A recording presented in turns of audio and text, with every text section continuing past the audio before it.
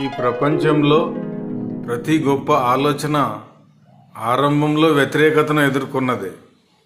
అదేవిధంగా ప్రతి గొప్ప ఆవిష్కరణ కూడా తొలుత విమర్శలను చవిచూసినది. వాటిని సృష్టించినటువంటి ఆవిష్కర్తలను పిచ్చోలను చేశారు. అయినా వారు వాళ్ళ యొక్క ఆలోచనలపై, ఆవిష్కరణలపై అచంచలమైనటువంటి విశ్వాసంతో, సడలని సంకల్పంతో ముందుకు వెళ్ళారు. వాళ్ళ సృజనను ప్రజల్లోకి తీసుకెళ్ళి వాటి ఫలాలను వాళ్లకు అందించేలా చేశారు. ఈ విధంగా ఈ ఫలాలను అందించడానికి వాళ్ళు చేసినటువంటి ప్రయత్నంలో ఎన్నో ఇబ్బందులు కూడా ఎదుర్కొన్నారు.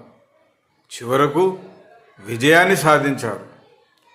ఒక కొత్త పంథాను ఎంచుకునే వాళ్ళు ఇలాంటి వాటికి సిద్ధమైతేనే చరిత్రను సృష్టించగలరు.